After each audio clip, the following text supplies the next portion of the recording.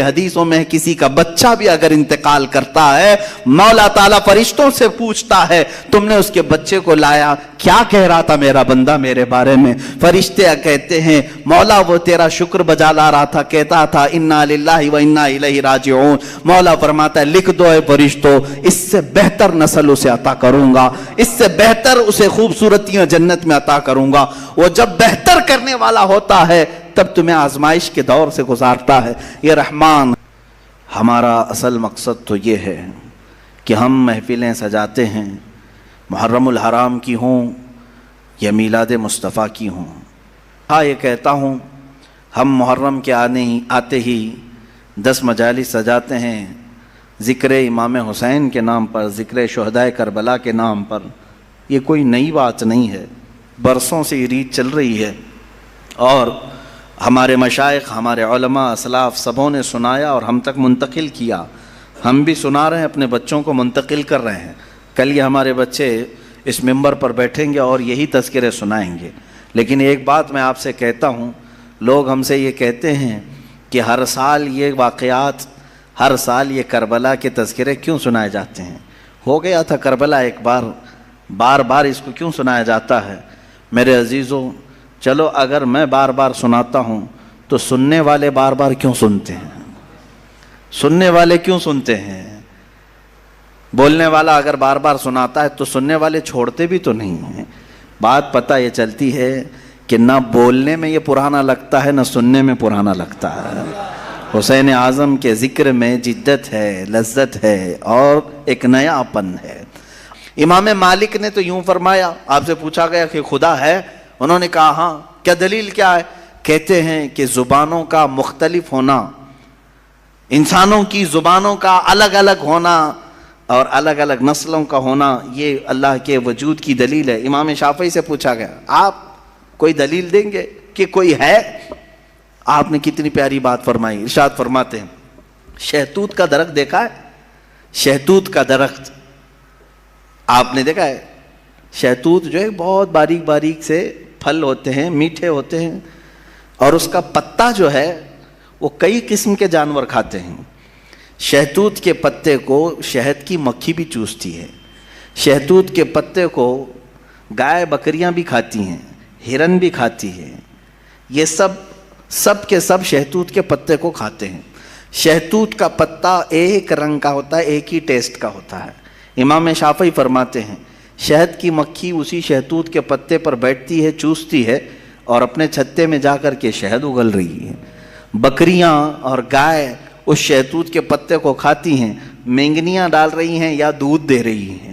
اسی شہتوت کے پتے کو ہرن کھاتی ہے، ہرن نافہ پیدا کرتی ہے جو مشک کی طرح ایک نافہ ہوتا ہے، نہایت ہی اچھی خوشبو اس کے اندر آتی ہے۔ امام شافعی فرماتے ہیں ایک شہتوت کا پتا بکری میں جائے تو الگ اثر کرے، شہد کی مکھی میں جائے تو الگ اثر کرے، گائے میں جائے اور ہرن میں جائے تو الگ اثر کرے، آخر ایک شہتوت کے پتے سے نافع، دودھ اور شہد بناتا کون ہے؟ بناتا کون ہے؟ اسی میں امام شافعی فرماتے ہیں ہم روٹی کا ایک ٹکڑا کھاتے ہیں، روٹی کا ایک ٹکڑا کھاتے ہیں، اندر جسم میں یہ روٹی جانے کے بعد آپ سب کو معلوم ہے اس میں سے کچھ حصہ گوشت بنتا ہے، کچھ حصہ خون بنتا ہے، کچھ حصہ پیپ بنتا ہے، کچھ حصہ منی بنتا ہے، باقی کا بچا ہوا فضلہ پخانہ بن کر نکل جاتا ہے۔ ایک روٹی گیہوں کی کھاؤ، جو کی کھاؤ، جوار کی کھاؤ، روٹی ایک ہی طرح کی ہے، اور اس سے گوشت کون بناتا ہے، خون کون بناتا ہے، اور پیپ کون بناتا ہے، منی کون بناتا ہے، سب کی الگ الگ قسمیں ہیں۔ امام شافعی فرماتے ہیں تمہاری ہزاروں مشینیں ایک طرف، لیکن اندر جو نظام چلاتا ہے وہ کوئی تو ایک ہے، کوئی تو ہے، تمہیں ماننا ہوگا۔ میں دہریوں کے متعلق کہہ رہا ہوں جو ملحدین ایتھیسٹ ہیں، جن کا کہنا ہے کہ کوئی ہے ہی نہیں، کوئی خدا ہے ہی نہیں، تو ان سے میں کہتا ہوں کوئی بتاؤ تو صحیح آخر یہ چلا کون رہا ہے؟ یہ کون چلا رہا ہے؟ ہمارے جسم کے اندر کا نظام کون چلا رہا ہے؟ اور قرآن نے انہی کی طرف بار بار اشاروں میں بتایا ہے، آیات میں، کہ کیا تم دودھ کو نہیں دیکھتے؟ دودھ کہاں سے پیدا ہوتا ہے؟ کہ اللہ تعالیٰ فرماتا ہے کہ ہم نے دودھ کو گائے کے خون اور اس کے گوبر کے بیچ میں سے پیدا کیا ہے، اس کا فضلہ گائے کا گوبر ہے پیٹ کے اندر، اور اس کا خون بھی ہے، خون نہایت ہی سرخ، گوبر نہایت ہی الگ رنگ کا، اور اس کے بیچ سے صاف و شفاف دودھ کا نکلنا، دودھ آتا ہے، نہ کبھی اس میں گوبر کی بو آئی، نہ کبھی خون کا رنگ آیا۔ قرآن کہتا ہے آخر یہ کون ہے جو اس طرح صاف ستھری غذا نکالتا ہے تمہارے لیے؟ کیا شہد کی مکھی کو نہیں دیکھتے؟ قرآن کہتا ہے جب وہ ڈنک مارتی ہے تو اس کے زہر کا کوئی علاج نہیں ملتا۔ شہد کی مکھی اگر ڈنک مارے تو زہر چڑھ جاتا ہے اور کئی لوگوں کی موت بھی ہوتی ہے، لیکن وہی اپنے چھتے پہ بھی تھوکے تو وہ نہایت ہی میٹھی غذا ہے، نہایت ہی میٹھی غذا ہے۔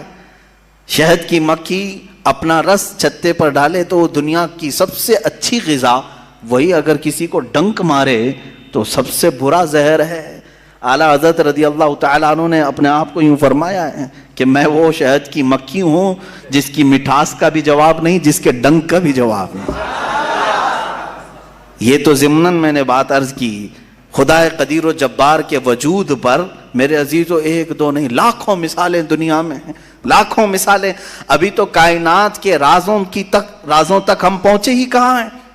سمندر کے اندر کی دنیا، پیڑ پودوں کے اندر کی دنیا۔ اب آئیں امام احمد بن حنبل رضی اللہ تعالیٰ عنہ، یہ کیا فرماتے ہیں؟ آپ سے پوچھا گیا خدا ہے؟ کوئی دلیل ہے آپ کے پاس؟ کہتے ہیں میں تمہیں بتاتا ہوں، ایک قلعہ ہے، ایک قلعہ ہے ایسا کہ چاروں طرف سے بند، نہ ایک سوراخ جانے کا راستہ، نہ اس پہ کھڑکی، نہ دروازہ، کچھ بھی نہیں، ہوا تک نہیں جا سکتی، ہوا تک نہیں جا سکتی، پورا بند ہے، اور اندر اس کے نہایت ہی چمکدار موتیوں کی طرح ہے۔ پھر اچانک اس قلعے میں اچھلتا کودتا ہوا ایک جان والا پیدا ہوتا ہے، اور پھر وہ اس قلعے سے باہر آتا ہے۔ امام احمد بن حنبل کی ان باتوں کو سن کر لوگوں نے پوچھا ایسا کیسے ہوتا ہے؟ بند قلعہ، ہوا بھی نہیں جاتی، کوئی سوراخ بھی نہیں، اور اس کے اندر سے کوئی اچانک پیدا ہوتا ہے۔ امام احمد بن حنبل فرماتے ہیں یہ تو روز ہوتا ہے، مرغی کے انڈے میں نہیں دیکھتے۔ مرغی کا انڈا مجھے بتاؤ اس میں کتنی کھڑکیاں ہیں؟ انڈا تو اوپر سے پورا بند ہوتا ہے، ہوا تک نہیں جاتی، لیکن مرغی اس کو گرم کرے۔ اب تو مشینوں میں بھی، اب مشینوں سے بھی ہوتا ہے۔ مجھے یہ بتاؤ انڈے کی زردی اچانک ایک جاندار چوزے کی شکل کیسے اختیار کرتی ہے؟ کون ہے جو اسے چونچ دیتا ہے؟ کون ہے جو اسے پر دیتا ہے؟ اور پھر ہم نے جانوروں کو، پرندوں کو، ہر ایک مخلوق کو دیکھا ہے، ان میں رنگ ایسے بھرے ہوئے رہتے ہیں، دنیا کا کوئی آرٹسٹ بھی اس طرح کے رنگ بھر نہیں سکتا۔ کیا ہم مور کو نہیں دیکھتے؟ طرح طرح کے خوبصورت اس میں ڈیزائن کیے گئے ہیں، ایسا لگتا ہے کہ کوئی قلم لے کر کے ڈیزائن کیا ہے، کوئی برش سے ڈیزائن کیا ہوا ہے۔ نہیں میرے عزیزو، یہ قدرت کی شاہکاریاں ہیں، رب ذوالجلال کی شاہکاریاں، اور تم بے شمار خوبصورت مخلوقات کو دیکھو گے۔ پھر میں ان دہریوں سے پوچھتا ہوں آخر ان تمام کو پیدا کرنے والا کوئی تو ہوگا، کوئی تو ہوگا، تم لاؤ ڈھونڈ کر کے آخر کون ہے یہ سب پیدا کرتا ہے۔ یہ تو تخلیق، نظریے تخلیق، خدا کو پہچاننے کے 4 نظریے دنیا میں مشہور ہوئے ہیں۔ الہیات، اس کو علم الہیات کہتے ہیں جو میں بیان کر رہا ہوں، تھیولوجی، سائنس کے نظریے سے بھی، یعنی اللہ کو پہچاننے کے لیے، خدا کو ڈھونڈنے کے لیے نظریے بنائے گئے، فلسفیوں نے الگ، سائنٹسٹ نے الگ، علماء ربانیین نے الگ، حکماء نے الگ، سب کے اپنے اپنے نظریے ہیں۔ ہم اللہ رب العزت کو نظریے تخلیق سے واضح کرتے ہیں، لوگوں کے سامنے بتاتے ہیں کہ اللہ پیدا کرنے والا ہے، کیونکہ قرآن پاک میں جگہ جگہ اس نے، اللہ تعالیٰ نے اپنی ربوبیت کا، اپنی تخلیق کا اظہار جو فرمایا ہے وہ یہی فرمایا کہ تم اتنے کمزور ہو کہ ایک مکھی کو نہیں بنا سکتے، ایک مکھی پیدا نہیں کر سکتے، کتنے کمزور ہو، اور وہ رب ذوالجلال ہزاروں کروڑوں مخلوقات روزانہ بناتا ہے، روزانہ انہیں موت بھی دیتا ہے، حیات و ممات اسی کے دستے قدرت میں ہے۔ عزیزان گرامی وقار، اللہ تعالیٰ کی بے شمار صفات میں سے مجھے کئی صفات پر عرض کرنا تھا، میں سب سے پہلے اس کے وجود پر آپ کے سامنے یہ دلائل رکھا۔ عام مسلمان بھی کسی دہریے سے کہہ سکتا ہے کہ اللہ کے نہ ہونے پر جو تو اس قدر ناچ رہا ہے، آج ایتھیزم کا بہت زیادہ آج چل رہا ہے، وہ کہتے ہیں کوئی دین دھرم ہوتا نہیں، کچھ نہیں ہوتا ہے، کوئی خدا نہیں ہوتا، دنیا میں ایسے ہی چل رہے ہیں۔ مذاق کر رہے ہو، मजाक कर रहे हो मियाँ, अभी तक तो वो ऑटोमेटिक गाड़ी भी नहीं आई बगैर ड्राइवर वाले, अभी तुम बोल रहे हो, अभी तुम बोल रहे हो। बहरहाल दुनिया में कोई चीज को बनाने वाला होता है। ऑटोमेटिक गाड़ी आ भी गई तो मेरी इस दलील को ये मत समझ लेना कि गाड़ियां बगैर ड्राइवर के नहीं चल सकती। मुफ्ती साहब ने कहा आप थोड़े दिनों के बाद आने वाली है, इसका मतलब क्या बगैर ड्राइवर के भी सब चलती हैं? मेरी ये दलील इसलिए नहीं है। बगैर ड्राइवर वाली गाड़ी अगर चल भी गई तब भी मैं सवाल करूंगा कि इसको आखिर गाड़ी को बनाया कौन है? ये बनाया कौन है? कोई तो इंसान बनाया होगा।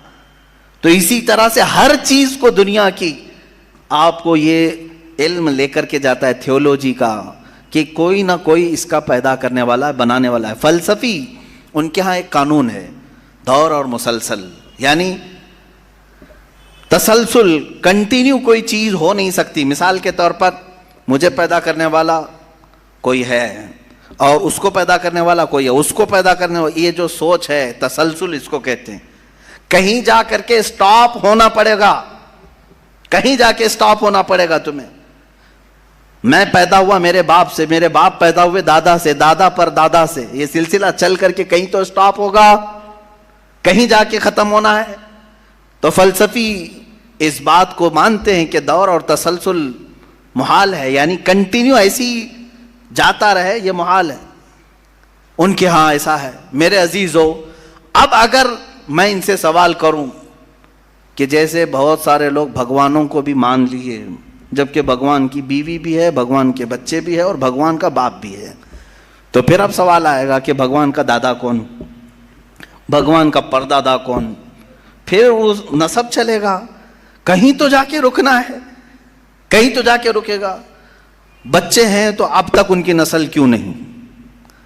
भगवान के भी बेटे बेटियां थी ना, बहुत सारे भगवानों का तज़किरा हिंदुस्तान में है, उनके बेटे बेटियां बताई गई हैं, कितने बेटे थे, राम के भी, कृष्ण के भी, सबके भी बताए गए हैं बेटे बेटे। तो अब औलाद कहाँ हैं? बाप दादा कहाँ थे? मेरे अजीजों, मेरी इस बात को यकीनन कोट किया जाएगा। मुझे मालूम है चंद दिनों पहले ये कह रहा था औरंगजेब की औलाद बर्तन मांज रही है, टीपू सुल्तान की औलाद पंचर लगा रही है। तुझे तो ये टीपू सुल्तान औरंगजेब की औलाद नजर आई, उनकी कहाँ है जिनका मैं जिक्र कर रहा हूं? उनकी कहाँ है? और बहरहाल औरंगजेब और टीपू सुल्तान इन तमाम को छोड़ो, इनकी औलाद को तूने बर्तन मांजते या पंचर लगाते तो देखा अल्लाह ने तो तुझे बांझ बना कर रखा है। तेरे से कोई चीज नहीं आ सकती सिवाय गोबर और गलाजत के, कोई चीज नहीं आ सकती। मेरे अजीजों, मैं यहां अर्ज ये कर रहा हूं दौर और तसलसल, कि अगर इस तरह किसी का बाप है तो फिर दादा भी होगा, दादा है तो परदादा भी होगा, ये चलता रहेगा सिलसिला। ये इस्लाम ये है जिसने कहा कुल हुवल्लाहु अहद अल्लाहुस समद लम यलिद वलम यूलद, कहो वो अल्लाह एक है, अल्लाह बेनियाज है। लम यलिद, ना वो किसी से पैदा हुआ है, वलम यूलद, ना उससे कोई पैदा होगा, उससे कोई लम यलिद, उससे कोई पैदा नहीं हुआ और ना वो किसी से पैदा हुआ। यहां खत्म हो गई बात। अब ना मेरे खुदा का कोई बाप है, ना बेटा है, ना भाई है, ना बहन है, कहीं ये तस्वुर आएगा ही नहीं। तुम हमसे ये सवाल नहीं कर सकते कि अल्लाह के आबा व अजदाद कहाँ है, औलाद कहाँ है। हमने खुदा को माना ही ऐसे है कि वो जिस्म जिस्मानियत से भी पाक है, रिश्तेदारी से पाक है, कोई ना उसका हमता है, एक ही सबकी सुनता है। ये अल्लाह तबारक व तआला के मुतालिक हमारा यकीन यही है। अजीज़ा ने गिरामी वक़ार, दौर और तसलसल का जो कानून है, मैंने यही बताया कि बाज़ लोग इस चीज के जरिए से भी चाहें तो हिदायत हासिल कर सकते हैं कि कहीं तो जाके हमें फुल स्टॉप होना पड़ेगा, कोई तो है जो एंड है, उसको कोई पैदा करने वाला ना हो, जाकर के तुम्हें खत्म होना पड़ेगा एक ना एक जगह, कि कोई तो है जो लास्ट है, उसको कोई ना पैदा किया हो। अगर उसको भी कोई पैदा किया है तो फिर ये भी बात है कि उसको भी कोई पैदा किया होगा। तो हमें एक ऐसी जात माननी पड़ेगी जिसको कोई ना पैदा किया हो, तभी जाकर के हम ये कहते हैं वो जो जात तुम जाकर एंड होगे उसी का नाम अल्लाह रब्बुल इज्जत है, जिसको किसी ने पैदा नहीं किया। ये इस्लाम का बेहतरीन अकीदा है। मेरे अजीजों, तौहीद किसे कहते हैं? अब बात आती है, وجود کی بات ہو گئی. اللہ ہے اتنا تو ماننا پڑے گا. اس کے لیے تو بہت ساری دلیلیں بچے بھی پکڑ کر کے بتا دیں گے. ایک خاتون, ہم نے بچپن میں پڑھا تھا, ایک بوڑھی عورت چرخہ سل رہی تھی, اس سے جا کر کسی نے پوچھا کہ اللہ ہے کہ نہیں ہے, تو اس نے کہا ہے. کیا دلیل ہے؟ کہا یہ میرا چرخہ جو سل رہا ہوں اسی یہی دلیل ہے اللہ کی. کہا کہ کیسے؟ کہا یہ چرخہ, اس سے کپڑے سلتی ہوں, جب تک میں چلاتی نہیں یہ سلتا نہیں. مشین سلتی نہیں ہے کپڑے, اسی سے میں نے یہ یقین کر لیا کہ میرا چرخہ میرے چلائے بغیر نہیں چلتا, تو نظام کائنات پورا بغیر چلائے کیسے چلے گا؟ کوئی تو ہے. یہ ہو گئی بات وجود کی, کوئی تو ہے. اب آتی ہے توحید کی بات. کوئی تو ہے, اب ہمیں یہ بتانا ہے ایک ہی ہے. کوئی تو ہے لیکن وہ جو ہے وہ ایک ہی ہے. یہاں پر بھی ہمیں اسلام نے جو فلسفہ دیا ہے, قانون دیا, وہ بہت ہی پیارا ہے. اس کی وجہ کیا ہے میرے عزیزو؟ چلو اب ہم توحید کی طرف آتے ہیں. توحید کہتے ہیں ایک ماننا. ایک ماننا حقیقت میں دیکھا جائے تو دنیا کے اکثر مذاہب میں توحید کا شروع میں درس رہا. عیسائیت جو آئی ان میں بھی تھا, بعد میں یہ تثلیث کے قائل ہو گئے. یہودیوں میں بھی اللہ کو ہی مانتے, خدا کو ہی ماننا ہے. ہندوؤں میں بھی ایک کا ہونے کا تصور کتابوں میں ان کے موجود ہے. یہ اور بات ہے کہ انہوں نے ملا دیا, مسالے لگا دیے, الگ الگ ہو گئے. خالص جو اپنے دین پر باقی ہے الحمدللہ وہ اسلام ہے. آج بھی اللہ رب العزت ہے اور وہ ایک ہے. ایک ہے. اس پر کیا دلیل ہے؟ اس پر بھی دلیلیں دینی ہوں گی مسلمانوں. عقلی دلیلیں بھی ہیں, نقلی دلیلیں بھی ہیں. نقلی دلیلیں ہمارے لیے, نقلی کا مطلب ہوا کسی جگہ سے ثابت ہے, قرآن سے حدیث سے یہ ثابت ہے تو یہ نقلی دلیل. عقلی جو عقل بھی جس کو تسلیم کرے, عقل جس کو ایکسیپٹ کرے, وہ کیا ہے؟ اس بوڑھی عورت کا ہی میں بتا دوں جس نے چرخہ سلا, اور چرخے کو چلانے میں اس نے کہا کہ اللہ ہے, کوئی تو ہے, کیونکہ میری مشین بغیر چلائے نہیں چلتی. تو اس سے صاحب نے, جس نے سوال کیا, پوچھا کہ اچھا ہے تو کیا وہ ایک ہے کہ دو ہے؟ کہا نہیں ایک ہی ہے. کہا وہ کیسے؟ کہا دو ہو تو دیکھو تم سامنے بیٹھو, ادھر سے چلاؤ, میں ادھر سے چلاتی ہوں. پھر کپڑے کی کیا درگت بنتی ہے؟ تم اپنی طرف کپڑا کھینچ رہے ہوں گے, میں اپنی طرف کپڑا کھینچ رہی ہوں گی. اس سے میں نے یہ یقین کر لیا میرے کپڑے کو سلنے کے لیے میرے چرخے پر ایک ہی کا ہونا ضروری ہے. دو بیٹھیں گے تو کپڑا پھر پائجامے کی بجائے کرتا ہو سکتا ہے, کرتے کی بجائے ہو سکتی ہے, کچھ بھی ہو سکتا ہے, کچھ بھی سل جاتا ہے. تو دو لوگ ایک مشین کو سلنے جائیں تو نظام درہم برہم ہو سکتا ہے. تو ایک پورے کائنات کا نظام اگر دو لوگ چلانے لگیں تو ایک دن ایک کہے گا نہیں میں آج بارش برساؤں گا, دوسرا کہے گا نہیں میں آج دھوپ ڈالوں گا, تیسرا کہے گا کہ نہیں میں آج چھاؤں ٹھنڈی پیدا کروں گا.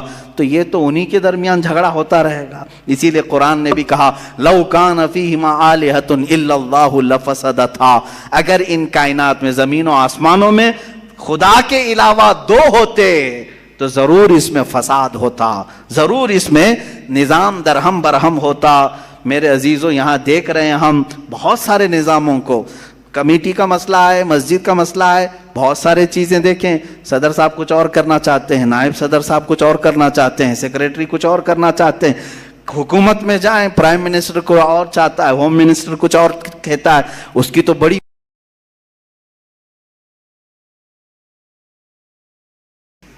پتہ ہی نہیں ہے. لیکن نظام ایک ملک کا چلا رہے ہیں, ایک ملک کا چلا رہے ہیں. فساد اسی لیے ہو رہا ہے, فساد اسی لیے ہوتا ہے اور ان کو پتہ بھی نہیں رہتا. وہ بھاشن میں کچھ اور بول کے آئے, یہ پارلیمنٹ میں کچھ اور بول کے آیا. یہ سب ہماری مثالیں جو میں آپ کو پیش کر رہا ہوں دیکھ کر کے سمجھنے کے لیے. ایک سے زیادہ جب ہوتے ہیں تو عقلوں کا ملنا ضروری نہیں, ہر ایک کی عقل الگ الگ چل سکتی ہے. اب آئیے, کوئی کہہ سکتا ہے نہیں بھائی اتحاد سے بھی تو کام ہو سکتا ہے, یونٹی سے بھی تو کام ہوتا ہے, کچھ جگہ ہوتا ہے نا. کوئی اگر کہے کہ خدا ایک نہیں دو ہیں اور دونوں مل کے کام کرتے ہیں, دونوں مل کے کام کرتے ہیں, تو اب میں آپ کو کہتا ہوں ایک نمبر والا خدا وہ کہتا ہے آج بارش برساؤں گا. دو نمبر والا اگر اتحاد کرتا ہے اور کہتا ہے کہ نہیں ہاں تو جو کرے گا وہی میں کرتا ہوں, تو یہاں پر قانون یہ تفسیر میں فرمائے گا دوسرا والا تو عاجز ہو گیا, وہ مختار نہیں ہے پھر فیصلہ لینے میں, اور عاجز جو ہوتا ہے وہ خدا نہیں ہوتا. خدا وہی ہوتا ہے جو مالک و مختار ہے، جو خود فیصلے لے گا اور اس میں کسی کو شریک نہیں کرے گا۔ تو اگر دوسرا والا مان گیا اس کی تو وہ خود عاجز ہو گیا، اس کی اپنی نہیں چلی۔ دوسرے دن دوسرا چلایا اور پہلے والا راضی ہو گیا تو پہلا عاجز ہو گیا۔ تو خدا عاجز نہیں ہو سکتا، یہ ہمارا عقیدہ ہے۔ خدا وہی ہے جو قادر مطلق ہے، قادر مطلق، ہر چیز پر وہ خود فیصلے لیتا ہے، خود ہی اختیار رکھتا ہے۔ الحمدللہ اسلام کو اتنا پاک و صاف رکھا گیا ہے۔ خدا کا جو عقیدہ ہے ہمارے ہاں، عقیدہ توحید ہے، وہ انسان کے ذہن کو بھی پاک و صاف کرتا ہے، انسان کا ذہن بھی پاک و صاف رہتا ہے۔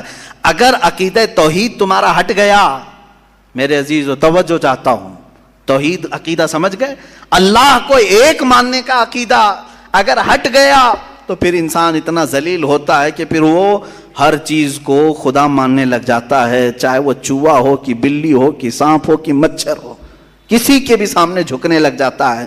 توحید کا عقیدہ اگر ذہن سے ہٹ گیا، اللہ کو ایک اور بڑا ماننے کا عقیدہ ہٹ گیا، تو ہم نے ان لوگوں کو بھی دیکھا ہے جو عورتوں کی شرمگاہوں کو بھی عبادت کرتے ہیں، بہت ساری غلاظتوں کو بھی پوجتے ہیں۔ میرے عزیزو، یہ کب آتی یہ چیز؟ جب عقیدہ توحید انسان سے ہٹ جاتا ہے تو وہ بہت ہی نیچے گر جاتا ہے۔ اللہ تعالیٰ نے ذہنوں کو پاک رکھنے کے لیے یہ ہمیں کتنا بہترین عقیدہ دیا ہے، اور وہ ایک ہے، اور الحمدللہ مسلمان اسے آج بھی ایک ہی مانتے ہیں۔ کئی چیزیں ہیں، میں یہ علم الہیات پر آج بات کرنا چاہتا تھا۔ پہلے وجود باری تعالیٰ، اور دوسرے اللہ کے ایک ہونے پر۔ ایک ہونے پر سب سے بڑی دلیل یہ ہے، ایک سے زیادہ ہوں گے تو نظام درہم برہم ہو سکتا ہے، اور اب تک نظام درہم برہم نہیں ہوا، اس کا مطلب ہے کہ ایک ہی چلا رہا ہے، ایک ہی چلا رہا ہے۔ سورج کو جس طرح سے اس نے سالوں سے چلایا ہے، چاند کو جس طرح چلایا ہے، موسموں کا آنا جانا، قرآن خود یہ کہتا ہے، میں نے آیت خطبے کے بعد یہی تلاوت کی، ان فی خلق السماوات والارض واختلاف اللیل والنہار، بے شک زمینوں کی پیدائش میں، آسمانوں کی پیدائش میں، اور رات و دن کے آنے جانے میں تمہارے لیے بہت بڑی نشانیاں ہیں، کہ ایک ہی ہے جو اس کو اپنی مرضی سے بنایا ہے، اپنی مرضی سے بنایا ہے۔ عزیزان گرامی وقار، ہندوؤں میں بھی ایک ہونے کا عقیدہ تھا کہ ایک خدا ہے۔ بہت ساری کتابیں ہیں جس کو میں نے پڑھا ہے، جس میں کہا گیا ہے سنسکرت میں کہ وہ ایک ہی ہے، لیکن ہوا یہ کہ بعد میں ان تعلیمات میں مکسنگ کیسے آئی؟ جیسے ہمارے ہاں فرشتوں کا تصور ہے، جبرائیل ہیں، میکائیل ہیں، اسرافیل ہیں، اسرائیل علیہم السلام، جو ملائکہ ہیں، وہ اللہ تبارک و تعالیٰ نے انہیں مختلف کاموں پر لگایا ہے۔ میکائیل علیہ السلام بارش برساتے ہیں، روزی پہنچانے کے کام میں ہیں، اسرائیل علیہ السلام روح نکالتے ہیں۔ تو ان ملائکہ کو جس طرح سے ہمارے ہاں تصور دیا گیا، اللہ کے فرشتے، تو ان لوگوں نے ان دوسرے کاموں کو دیکھ کر ہر ایک چیز کا الگ الگ خدا بنا لیا۔ ہواؤں کا خدا الگ، بارش کا خدا الگ، آگ کا خدا الگ، پانی کا خدا الگ۔ یہاں پر دھوکہ کھا گئے، وہ خدا نہیں ہے، وہ خدا کے فرشتے، اللہ تبارک و تعالیٰ نے جن کو ان کائنات کے کاموں پر لگایا۔ ہمارا عقیدہ میں بتا رہا ہوں۔ عزیزان گرامی، یہاں پر میں یہ باتیں اس لیے عرض کر رہا ہوں کہ سب سے پہلے وجود باری تعالیٰ اللہ ہے، دوسری چیز وہ ایک ہے۔ اب تیسری چیز آتی ہے جس کے متعلق آج کے بہت سارے دہریے سائنس کے اسٹوڈنٹ وہ کہتے ہیں اگر ہے مان لیا، ایک ہے مان لیا، دکھتا کیوں نہیں ہے؟ یہ بھی سوال ہے۔ ہمارا عقیدہ ہے نراکار ہے، اور وہ آکار مانتے ہیں۔ بعض لوگ ان کے ہاں بھی ہے جو خدا کو نراکار مانتے ہیں کہ وہ نہیں دکھ سکتا۔ میرے عزیزو، یہ جن لوگوں نے ہم سے سوال کیا کہ پھر وہ دکھتا کیوں نہیں، وہ دکھتا کیوں نہیں، اس کے لیے میں جواب یہ بتاؤں گا کہ اگر انسان جس طرح سے آج پیدا کیا گیا، جتنی اس کے اندر کمزوریاں ہیں، انسان کی آنکھوں میں پورا کا پورا سورج نہیں سما پا رہا ہے۔ کڑی دھوپ میں سورج کو کیوں نہیں دیکھتے؟ وہ تو دکھ رہا ہے نا، تو دیکھو 1 گھنٹہ دیدار کرو، درشن کرو سورج کی، کیوں نہیں کرتے؟ نہیں کرتے آپ کے اندر تاب و طاقت نہیں ہے۔ سورج کروڑوں میل دور ہے، اس کو آپ پورے طور پر اپنی آنکھوں میں نہیں لے پا رہے ہیں. تو یہاں سے تم سب کو پتا چلا کہ میری آنکھیں کمزور ہیں، دنیا کی بڑی چیزوں کو میں سما نہیں سکتا. تو یہ تو سورج کے بارے میں کہہ رہا ہوں جو رب ذوالجلال کی ہزاروں نہیں کروڑوں تخلیقات میں سے ایک ذرہ ہے. اس ایک ذرے کو ہماری آنکھیں نہیں سما پاتی تو پورے کائنات کے خدا کو، رب ذوالجلال کی تجلیات کو کیسے سما پائیں گے؟ آنکھوں میں کیسے اسے سما سکتے؟ اسی لیے اللہ نے قرآن میں فرمایا لا یدرکہ الابصار، اس کو کوئی آنکھ گھیر نہیں سکتی. وہ کیوں؟ سوال بھی تو ہے کہ اگر گھیر لے آنکھیں ہو کیا جاتا اگر اللہ کو دیکھ لیتے؟ تو اس کے متعلق فلسفی طور پر بھی اور اسلامی طور پر بھی میں بتاؤں. میرے عزیزو، عقیدہ ہمارا یہ ہے کہ اللہ، اس کا کوئی سائز نہیں، اس کا کوئی سائز نہیں. اتنا چوڑا، اتنا اونچا، اتنا لمبا، اتنا چھوٹا، یہ چیز ہے نہیں، ہم اس کو مان نہیں سکتے. تو جب آنکھوں میں تمہارے کوئی چیز آئے گی تو وہ سائز والی ہی آئے گی، کچھ تو سائز ہوگا اس کا، چاہے وہ 100 کلومیٹر والا ہو، اگر آنکھوں میں آ گئی تو سائز بن گیا.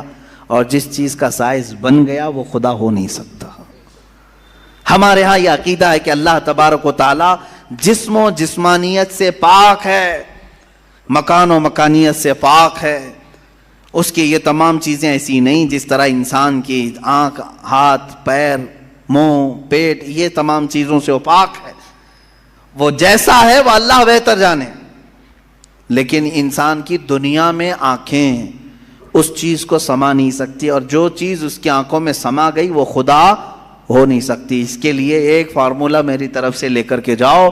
جس چیز کو بھی دیکھا کسی نے دنیا میں سوائے رسول اللہ کے، میرے آقا صلی اللہ علیہ وسلم ایکسیپشن میں بتا رہا ہوں، حضور کو چھوڑ کر کے پوری کائنات کی بات کر رہا ہوں، جس نے کسی چیز کو دیکھا وہ خدا ہو نہیں سکتا. ام المومنین عائشہ صدیقہ نے بھی فرمایا ہے کہ جس نے بھی یہ کہا کہ خدا کو یہ دیکھا ہے ظاہری آنکھوں سے، کھلی آنکھوں سے، وہ سب سے بڑا جھوٹ بولا ہے، دنیا کا سب سے بڑا جھوٹ بولا اس نے. اب یہ بات میں اسی لیے عرض کر رہا ہوں کہ ہو سکتا ہے تمہارے تک بھی آ جائے وہ بھیجے میں خدا دکھانے والے پیر صاحب. ہاں کچھ لوگ خدا کو دکھا کر کے مرید کرانا چاہتے ہیں اور تانا مارتے ہیں، ارے میاں ہم تو دکھا کے مرید کرتے ہیں. دکھا کے کس کو؟ بکرے کے بھیجے میں دکھا کر کے. میاں ان کو یہیں خدا مل رہا تھا معاذ اللہ رب العالمین، کلیجے میں نہیں، پھیپڑے گردے میں نہیں. جس چیز کے کھانے کا شوق پیر صاحب کو ہوا وہاں خدا دکھانا شروع کیا. نعوذ باللہ من ذالک، استغفر اللہ. یہ نہایت ہی جہالت ہے اور زندیق لوگ ہیں. میں آپ سب سے یہ کہنا چاہوں گا جو اس طرح کی بات کرے اس سے یہ کہو کہ پیر صاحب بڑے ہیں کہ موسیٰ علیہ السلام بڑے ہیں. کون ہے؟ موسیٰ علیہ السلام بار بار کہتے رہے مولا تو اپنا دیدار کرا دے، اور قرآن کہتا ہے لن ترانی، تم مجھے ہرگز نہیں دیکھ سکتے. اور پھر موسیٰ علیہ السلام نے اصرار کیا تو اللہ نے انہیں کوہ طور پر بلایا. اور یہ سب سنتے ہیں نا، معراج کے واقعے میں بھی سنایا جاتا ہے. موسیٰ علیہ السلام کو سوئی کے ناکے کے برابر ایک تجلی دکھائی گئی، پہاڑ پورا جل گیا، آپ بے ہوش ہو کر گر پڑے. پیر صاحب ابھی بھی بے ہوش نہیں ہو رہے. موسیٰ علیہ السلام جلیل القدر پیغمبر ہیں، نبی ہیں، وہ تجلی ہلکی سوئی کے ناکے کے برابر کی نہیں دیکھ سکے. تو ان سے سوال کرو آپ بڑے کہ موسیٰ علیہ السلام بڑے؟ آپ کے اندر اتنی پاور کہاں سے آ گئے؟ آپ پورے بھیجے میں دکھانے کی بات کرتے ہیں، نہایت ہی گمراہی کی بات ہے. میرے عزیزوں، میں یہ ان لوگوں کے بارے میں کہہ رہا ہوں جو اپنے آپ کو مسلمان کہہ کر کے ایسی باتیں کر رہے ہیں. باقی دوسرے ہوں تو ان کو چھوڑ دو، ان کا معاملہ الگ ہے. یہ تمام باتیں ہو گئی. میں نے 3 چیزیں آپ کے سامنے عرض کی. وجود باری تعالی، اللہ ہے، اور اگر ہے تو ایک ہے، اور ایک ہے تو وہ نظر نہیں آتا، دکھتا نہیں. یہ 3 عقیدے اسلام کے بنیادی عقیدے ہیں. بنیادی عقیدے ہیں، ان میں ذرا برابر بھی ٹس سے مس ہوئے تو تمہارا ایمان چلا جائے گا. یہاں سے گمراہیوں کے دروازے کھلتے ہیں. جنہوں نے خدا کے وجود کا انکار کیا وہ ملحد ہو گئے، جنہوں نے اسے ایک سے زیادہ مانا وہ مشرک ہو گئے، جنہوں نے اس کو دیکھنے والا سمجھا وہ گمراہ ہو گئے. صحیح عقیدہ یہی ہے جو سورہ اخلاص میں اللہ نے فرمایا قل هو اللہ احد. محبوب آپ فرماتے ہیں وہ اللہ ہے، ایک ہے. اللہ الصمد، وہ بے نیاز ہے، اللہ بے نیاز ہے. لم یلد ولم یولد، اس سے کوئی پیدا نہیں ہوا اور نہ وہ کسی سے پیدا ہوا. ان معاملات کے بعد آؤ میرے عزیزو اس رب ذوالجلال کی کچھ صفات کی طرف میں آتا ہوں. رب ذوالجلال رحمان بھی ہے، رحیم بھی ہے، کریم بھی ہے، غفار و ستار و قہار و جبار بھی ہے. اس کی 99 صفات پر اگر ہم ذکر کرتے چلیں، روز ایک صفت پر ذکر ہو جائے گا، راتیں تمام ہو جائیں گی. قرآن نے خود کہا ہے دنیا کے سارے درخت قلم بن جائیں اور سمندر سیاہی بن جائیں اور اللہ کی تعریف و توصیف لکھنا چاہیں، سمندروں کی سیاہی سوکھ جائے گی، یہ درختوں کے قلم بنے ٹوٹ جائیں گے. ما نفدت کلمات اللہ، اللہ کے کلمات کو پھر بھی مکمل نہیں کیا جا سکے گا. یہ ہماری چھوٹی سی زبان اور تمہارے چھوٹے سے کان کہاں ان تمام کلمات کو سن سکیں گے یا کہہ سکیں گے. مگر ہم اتنا ضرور جانتے ہیں کہ ان تمام سمندروں میں سے ایک قطرہ بھی ہم نے اپنی محفل میں پا لیا تو یہ ہماری زندگی کی معراج ہے. اللہ رحمان ہے، یقیناً ہم نے اس کو بسم اللہ میں بھی پڑھا، سورہ فاتحہ میں بھی پڑھا، بلکہ ہم اپنے بچوں کو بھی یہی کہتے ہیں، ماں باپ کو بھی یہی کہتے ہیں. اب اس کے رحمان کی صفات دیکھنا ہے. کیسے؟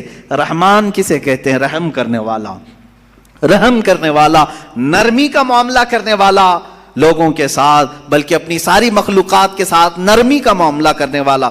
میں 2 ہی صفات پر آج گفتگو ختم کر دوں گا، اس کے رحمان ہونے کی اور اس کے قہار ہونے کی. دونوں کے درمیان ہمیں یہ زندگی چلانی ہوگی.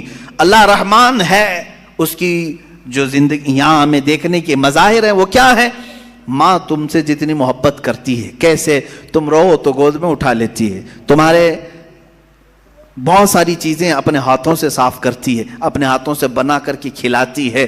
آخر وہ بھی انسان ہے، تم بھی انسان ہو. ماں تمہیں اٹھا کر کے اتنا جو پیار کرتی ہے، باپ تمہیں لے کر کے چلتا ہے، تمہارے لیے جوجھتا ہے، محنت کرتا ہے. آخر وہ کیوں مشقتیں اٹھاتا ہے؟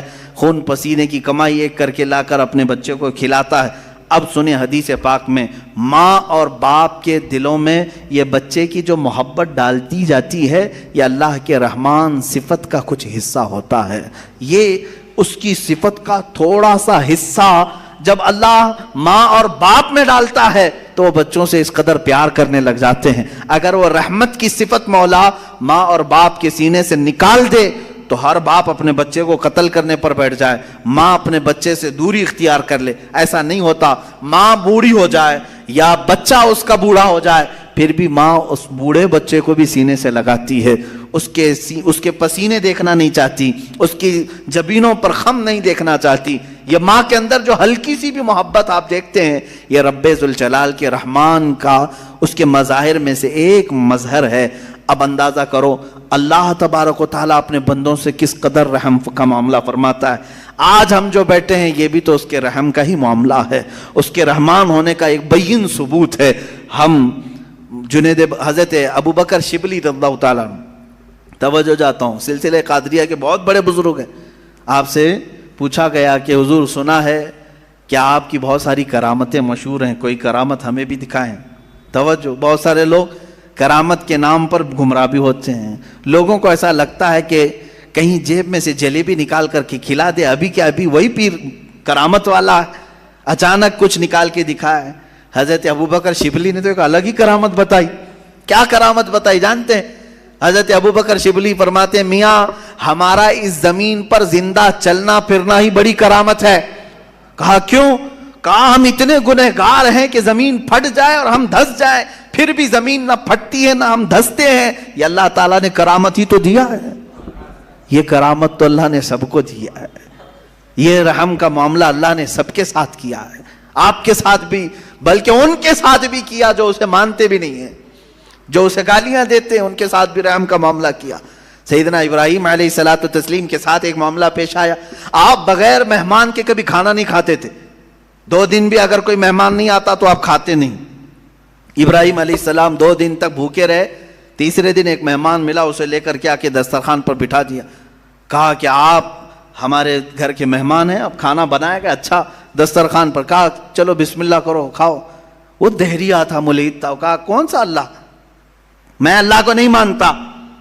اتنا کہا ابراہیم علیہ السلام کو جلا لایا. آپ نے دسترخوان کھینچ لیا، کہا اٹھو گھر سے، نکلو باہر جاؤ. دسترخوان پر بیٹھا ہوا تھا، اس کو اٹھا دیا. یہ تو شان ہے انبیاء کی. اللہ کے دشمنوں سے دسترخوان شیئر نہیں کرتے، افطار پارٹی والے.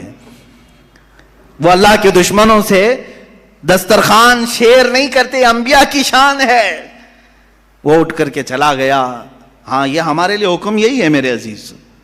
لیکن اللہ رب العزت نے وہی فرمائی ابراہیم علیہ السلام کو. کہا ہے ابراہیم کیوں اٹھا دیا اس کو؟ 50 سال کا تقریباً ادھیڑ عمر کا آدمی تھا. کہا کیوں اٹھا دیا؟ کہا ہے مولا وہ تیرا نام نہیں لینا چاہتا، میں اس کو دسترخوان پر کیسے بٹھاؤں؟ رب ذوالجلال نے فرمایا اے ابراہیم پچھلے 50 سال سے میں اسے ویسے ہی کھلا رہا ہوں، جبکہ وہ کبھی میرا نام نہیں لیا. آج تمہارے دسترخوان پر ایک بار اس نے نام نہیں لیا، تم نے اٹھایا. میرے عزیزو اس کا مطلب یہ نہیں ہے کہ اس کا نام نہ لے تو بھی ہم کھلائیں، وہ تو سنت الہیہ ہے، وہ مولا کریم کی صفات ہے. لیکن انسان کے اخلاق تو یہی ہے کہ انسان اپنے رب سے اگر محبت کرتا ہے تو اللہ رب العزت کے دشمنوں سے کبھی دوستی نہیں کر سکتا. قرآن بھی یہی کہتا ہے یا ایھا الذین آمنوا لا تتخذوا عدوی وعدوکم اولیاء، اے ایمان والو میرے دشمنوں اور اپنے دشمنوں کو دوست نہ بناؤ. یہ انہی آیات میں سے ہے جن 26 آیاتوں میں سے نکالنا چاہتے ہیں. آئیں گے انشاءاللہ، وہ ٹاپک بھی آئے گا انشاءاللہ. قرآن پاک کی جن 26 آیات پر لوگوں کو تو یعنی پیٹ میں مروڑ ہوتا ہے، پیٹ میں مروڑ ہوتے ہیں. ان آیات میں سے ایک آیت یہ بھی ہے، سورہ ممتحنہ کی پہلی آیت ہے. اللہ فرما رہا ہے اے ایمان والو لا تتخذوا عدوی وعدوکم، میرے دشمنوں کو اور اپنے دشمنوں کو اولیاء یعنی دوست نہ بناؤ. میرا رب نے اتنا حکم کیا دیا، ان کو تکلیف شروع ہو گئی. قرآن جو ہے نفرت سکھاتا ہے، قرآن نفرت. یہ تمام انشاءاللہ العزیز زندگی باقی رہی یہ 26 آیتوں کا جو مضمون ہے یہ ان کی کتابوں سے بھی میں نکال کے دکھاؤں گا. سیم ٹو سیم چیزیں، سیم ٹو سیم چیزیں وہاں پر بھی موجود ہیں. تو پیدا کرو کسی اور وسیم گندے رافضی کو جو وہاں سے بھی نکال سکے. عزیزان گرامی وقار، بات میں عنوان سے ہٹ نہ جائے اس لیے میں عرض کروں گا وہ رب ذوالجلال رحمان ہے، اور اس کے رحم کا معاملہ تو ہے، اس کے رحم کا معاملہ ہے کہ آج جس طرح سے لوگ ہمیں پیش کرنا چاہ رہے ہیں کہ یہ ایک ڈراؤنی شکل ہماری بنا کر کے اسلاموفوبیا یعنی مسلمانوں سے لوگوں کو ڈرانا، یہ اگر تمام دوسرے قوموں کی طرح بھی ہو جاتے تو میرے عزیزو یہ سب کا جینا حرام کر کے رکھتے. ہمارے ہاں آخرت کا تصور ہے، ہمارے ہاں رب ذوالجلال کو جواب دینے کا تصور ہے، ہمارے ہاں اللہ رب العزت کے دیکھنے کا تصور ہے کہ وہ ہر گھڑی ہمیں دیکھ رہا ہے. یہ تمام تصورات لے کر کے مسلمان جی رہا ہے. تم کہہ رہے ہو یہ آتنکوادی ہے، دہشت گرد ہے، اور جو اس طرح سے کر رہا ہوگا اس کا تصور ختم ہو چکا ہوگا. ہمیں تو اللہ رب العزت کے ہونے کا اتنا احساس ہے کہ رات کے اندھیرے میں بھی ہم ڈرتے ہیں کوئی ایک گندی تصویر بھی دیکھنے کے لیے، جبکہ کوئی نہیں دیکھ رہا ہے. اس لیے کہ مسلمان اس عقیدے کے ساتھ جیتا ہے کہ اللہ لا الہ الا هو الحی القیوم لا تأخذہ سنۃ ولا نوم. مسلمان اس عقیدے کے ساتھ جیتا ہے وہ اللہ ہے جو حی ہے اور قیوم ہے، اسے نہ اونگ آتی ہے نہ نیند آتی ہے. یعلم خائنۃ الاعین وما تخفی الصدور، تمہاری آنکھوں کی خیانت کو بھی وہ دیکھ رہا ہے، تمہارے دلوں کے گزرنے والے حالات سے بھی وہ واقف ہے. ہم اس تصور کے ساتھ اس عقیدے کے ساتھ جی رہے ہیں. بہرحال میرے عزیزو اس کے رحمان کی صفات بے شمار ہیں، بے شمار ہیں، اور اس کے کام حکمت کے ہوتے ہیں. بعض لوگوں کو ایسا لگتا ہے کہ نہیں وہ رحمان ہے، رحمت تو کر رہا ہے، میرے ساتھ تو نہیں ہو رہا ہے، میرے ساتھ تو نہیں ہو رہا ہے، میں تکلیفوں پہ تکلیفیں اٹھاتا ہوں. میرے عزیزو صبر نہیں کرتا انسان اور اس طرح کی باتیں کر جاتا ہے. یہ ایسا ہی گھبرانے والا آدمی ہے جیسے کوئی ٹرین سرنگ میں جائے، ٹنل میں جائے تو کچھ جو باولے لوگ ہوتے ہیں اچھل کود کرنے لگ جاتے ہیں. کبھی ٹرین کا سفر کیا آپ نے؟ اور ٹرین کبھی ٹنل کے اندر جاتی ہے، پہاڑ کے گوفے کے اندر، کیا ہوتا ہے؟ اندھیرا آ جاتا ہے. اندھیرا اتنا اندھیرا آتا ہے تو جو عقل مند ہوگا وہ سیٹ پہ بیٹھا رہے گا، اور جو باولا ہوگا اچھل کود کر رہا ہے، اسے ایسا لگتا ہے دنیا کیا سے کیا ہو گئی، ٹرین کہیں کھڈے میں چلی گئی. ایسا نہیں ہے، جو عقل مند ہے وہ بیٹھا رہتا ہے. اگر آپ عقل مند ہیں، بیٹھے رہتے ہیں اپنے سیٹ پر، میں پوچھتا ہوں کیوں بیٹھے رہتے ہو؟ کیوں بیٹھے رہتے ہو؟ اندھیرا ہو گیا، ٹرین گوفے کے اندر چلی گئی ہے۔ آپ کہیں گے میاں تھوڑی دیر کی بات ہے، یہ ٹرین کا ڈرائیور چلا تو رہا ہے، نکالے گا نا۔ ٹرین نکل کر کے باہر آ جاتی ہے تو آپ کہتے اجالا تو آ گیا۔ اے میرے عزیز، ٹرین کے چلانے والے پر تجھے اتنا یقین ہے سیٹ چھوڑ کر اٹھتا نہیں۔ اس طرح تیری زندگی میں جب مصیبتوں کا کبھی اندھیرا آتا ہے، یقین کر وہ رب ذوالجلال پھر اجالوں میں لائے گا۔ انما العسر یسرا، اس نے فرمایا ہے ہر تکلیف کے بعد آسانی ہے۔ کیوں اتاولے ہوتے ہو؟ تھوڑی سی تکلیف کیا آئی، شکایت کیا میرے ساتھ رحم کا معاملہ نہیں ہو رہا ہے، میرے ساتھ رحم کا معاملہ نہیں ہو رہا ہے۔ فعل الحکیم لا یخلو عن الحکمہ، وہ حکیم ہے، اس کا کوئی کام حکمت سے خالی نہیں ہوتا، کوئی کام حکمت سے خالی نہیں ہوتا۔ آج دوپہر میں اگر تمہیں روٹی نہیں ملی ہے تو کوئی نہ کوئی سبب ہوگا، وہ تمہارے حق میں بہتر چاہتا ہے۔ عسیٰ ان تکرہوا شیئا وہو خیر لکم، قرآن کہتا ہے بسا اوقات تم جس چیز کو نہیں چاہتے لیکن وہ تمہارے حق میں بہتر ہوتا ہے۔ جنید بغدادی رضی اللہ تعالیٰ عنہ کے زمانے میں ایک خاتون وہ روئی سے دھاگا بناتی تھی اور وہ دھاگا بنانے کے بعد بیچ آتی تھی، کتنے؟ آدھے درہم میں بکتا تھا اس کا، آدھا درہم۔ وہ آدھا درہم لاتی تھی، اس میں سے آدھے یعنی پاؤ کر کے اس سے پھر کپاس روئی خریدتی اور پھر اس کا آدھا درہم بناتی اور باقی کا گھر میں خرچہ کر۔ ایک دن آدھے درہم کی روئی لائی اور پورے کا اس نے دھاگا بنا دیا۔ دھاگا کچا ہوتا، سوکھنے کے لیے رکھی صحن میں، اندر کھانے کے بنانے کے انتظامات کر رہی تھی، ایک کوا آیا اور دھاگا اٹھا کے لے گیا۔ بیوہ عورت، اس کے سوا کچھ بھی نہیں تھا، آج کچھ بھی نہیں تھا اس کے پاس، بھوکی رہ گئی۔ اب نہ خریدنے کے لیے دھاگا خریدنے کے، روئی خریدنے کے بھی پیسے نہیں، کھانا بنانے کے بھی پیسے نہیں، آلریڈی بیوہ ہے اور غریب ہے۔ کہنے لگی کیا اتنی غربت کے بعد بھی اللہ تعالیٰ ایسے اس کی بچی پونجی بھی اٹھا لیتا ہے؟ لوگ یہی کہتے ہیں نا میرے پاس کچھ نہیں تھا پھر بھی میں نقصان میں جا رہا ہوں، اب تو کچھ رحم کر دیتا۔ ارے بھائی بڑے سیٹ آدمی کے 1 لاکھ روپے چلے گئے تو سمجھ میں آئے گا چلو ٹھیک ہے باقی بچے ہوئے پھر کور کر لے گا۔ جس کے پاس کچھ نہیں، لاسٹ پونجی بچی ہے، وہ بھی مولا نے اٹھوا دیا، تو یہ کون سا رحم ہے؟ بندے تل ملا جاتے ہیں۔ وہ خاتون گھبرائی اور کہا یہ اب کون سے رحمان کی صفت ہے؟ کیا وہ رحم کر رہا ہے میرے ساتھ؟ میں بیوہ ہوں، کچھ بھی نہیں میرے پاس۔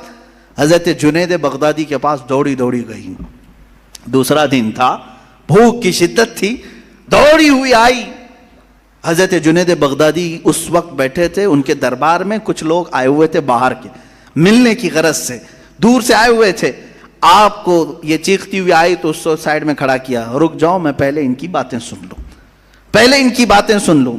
ان لوگوں نے آ کر کے کہا کہ حضور ہم کچھ نذرانہ لے کر کے آئے ہیں، یہ قبول فرما لیں۔ کیا تھا نذرانہ؟ 10,000 سونے کے سکے، اشرفیاں تھیں۔ کہا کہ حضور آپ اپنے حساب میں اس کو تقسیم کر لیں۔ حضرت جنید بغدادی رضی اللہ تعالیٰ عنہ نے وہ 10,000 اشرفیاں لیے اور پورے کے پورے اس عورت کو دے دیا۔ وہ عورت ابھی کچھ کہنے والی تھی، اس کے کہنے سے پہلے آپ نے دے دیا۔ کہا اس کو پکڑو۔ اب پھر وہ آئی ہوئی جماعت تھی، اس سے پوچھا کیا معاملہ ہے، کیوں اتنی بڑی رقم تم ہدیے میں لائے؟ سنو میرے عزیزو، فعل الحکیم لا یخلو عن الحکمہ۔ وہ کہتے ہیں ہم سمندر کے سفر پر تھے، کشتی میں بیٹھے تھے، آ رہے تھے، اچانک ہماری کشتی پھٹ گئی، کشتی میں سوراخ آیا، پانی اندر آنے لگ گیا، تو جیسے یہ چمڑے کی کشتی تھی، پانی اندر آنے لگا تو ڈوبنے کے چانسز بڑھ گئے۔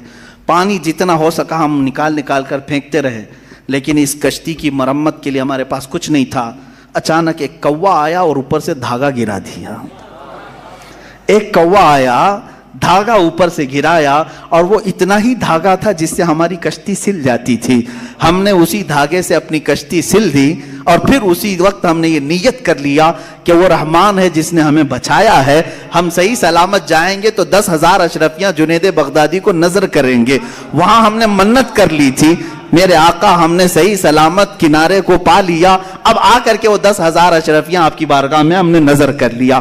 حضرت جنید بغدادی دلوں کے حالات سے باخبر تھے، اس خاتون کی طرف دیکھا اور پوچھا کیا تمہارے رب نے صحیح رحم کیا یا نہیں؟